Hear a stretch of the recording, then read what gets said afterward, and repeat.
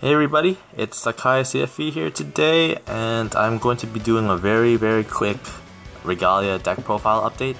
I don't want to drag this on too long because I did do one in the past, and but I have made a lot of changes, and it's really not the same deck as it was before. So I just wanted to show you guys what it is now compared to what it was before. So let's just get right into it. I'm not going to be explaining all the cards because I did do it in the past, and I'm sure a lot of you already know what they do, but if anything, you can just quickly read it or pause the video and read the effects. Starter is Prey Angel. Hopefully you guys can see it. Yep, Prey Angel. There's nothing else to explain about this card. It's the only really good starter to run. So yeah, put that to the side. For grade 3s, I still run the 4 CEO Yggdrasil. It's a Yggdrasil deck, so it only makes sense to run 4, right? Yes and no. You can run 3, and it's still perfectly viable because you don't want them early, but you do want multiple copies in your hand. So that's why I'm running 4. I just want it like a lot. And then I am running the 4 Nyx over the, I think it was 2 Angelica and 2 Minervas, or 1 Angelica, 3 Minervas, I don't remember. She just helps you win the game easier because she can let you play the game out a lot more regularly than the other 2, because she is Legion, so she can still give you a lot of benefits, and she still has a huge power swing. Namely with the 5k 1 crit, she can hit for 31s or 32s with the critical. She can also let you draw cards and clean your soul with only 3 soul blasts instead of 6. So it lets you clean your soul a lot more with the random soul charging from Freya. So yeah, it's I like it a lot more. It speeds up your gameplay a lot because you're not sitting on break rides instead. Grade 2s, I'm running 4 Freya.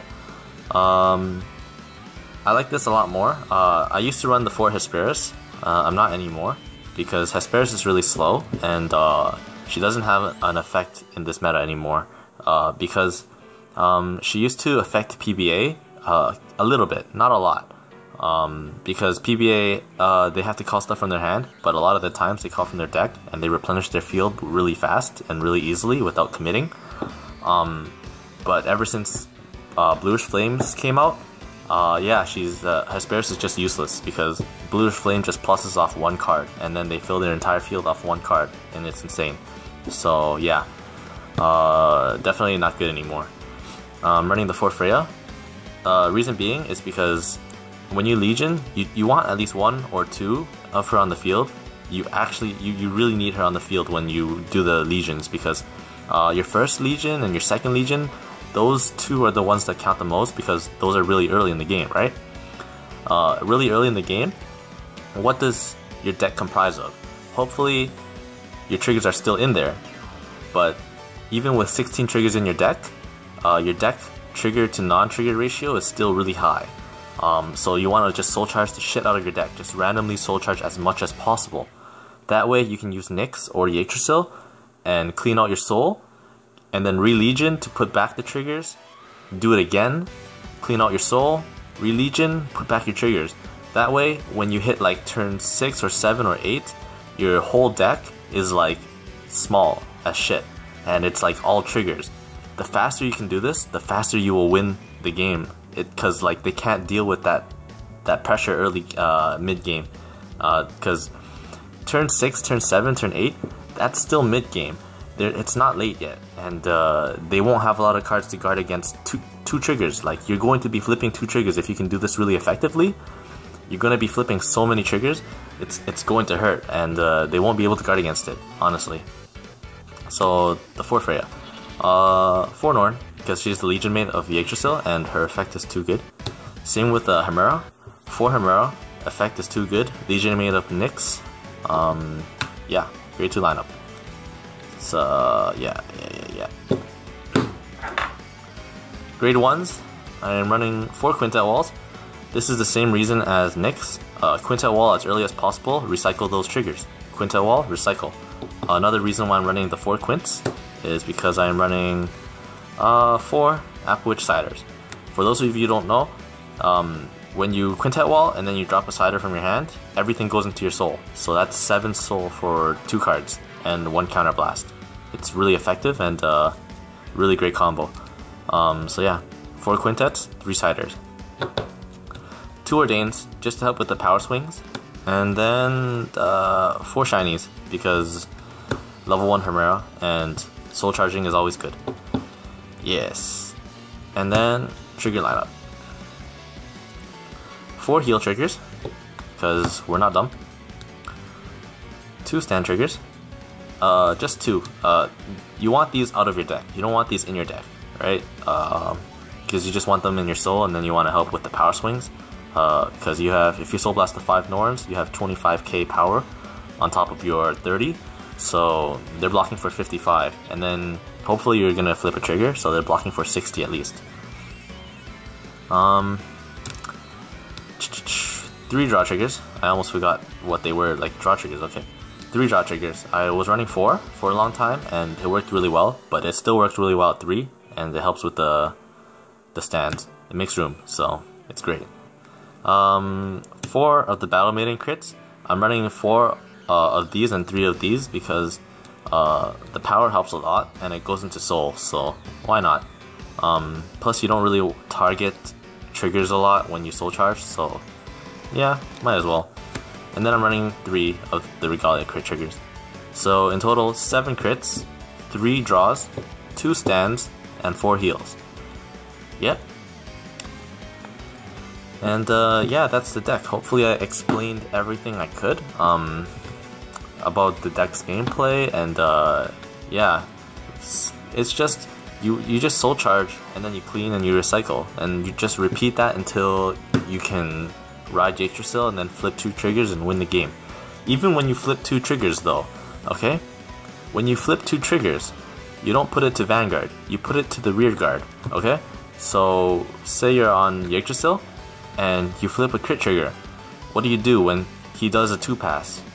You don't put it to Vanguard, you put it to the rear guard, because when they do the 2-pass, you look at their hand and they have like 2 cards left in their hand and they're at 4 damage. You put it to the rear guard, and then your rear guard can secure the victory because they can't guard. But if they can guard, now they will have 0 cards in their hand and they won't have any rear guards in the front. So you kind of just secured your victory, right? Because you can just win next turn. Plus you have an extra 20k shield in your hand, so you're safe, hopefully anyways, because you know, you should have cards in your hand when you're playing this deck. You shouldn't be cardless. And so an extra 20k shield, you have front rows, you have a full field, it's perfect, right? Just don't stack it on the Vanguard. Unless you know, like for sure, your entire deck is 14 triggers or something like that, then yeah, go ahead and stack it all in Vanguard, because then you know that you're gonna win.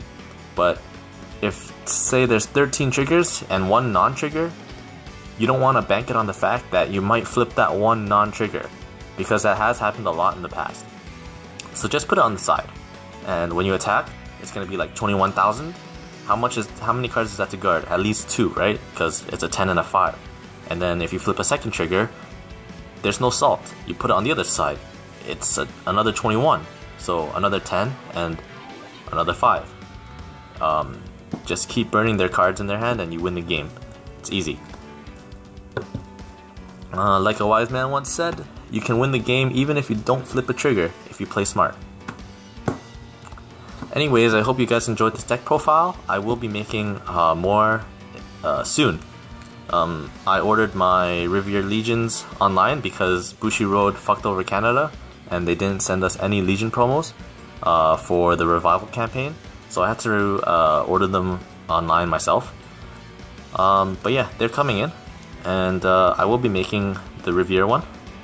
My friend has the OTT one. If anyone is interested, I can make a deck profile of that one. It's really hard to play, and I haven't really figured it out myself yet. But yeah, that deck is there if you guys want to see it. So yeah, Riviera. And then I am also making Dauntless, Dragonic, Overlord the Great with Nouvelle Vague. Yes, hopefully I do get all of my greats this weekend or next weekend. I will do a box opening. I am getting some boxes early, hopefully anyways. So I will be releasing a box video opening on this channel probably on Friday, so like tomorrow, if I get them. If I don't, then it will be the week after that, which is perfectly fine. We're getting 4 boxes, so yeah, hopefully I get my Dragonic Overlords and I can play the deck. Anyways, hope you guys enjoyed the video. If you have any comments, just leave them in the comments. If you guys want to discuss anything, head over to Reddit. Always nice people there and always willing to discuss something. Yeah. Hope you guys enjoyed. Until next time, have a nice day.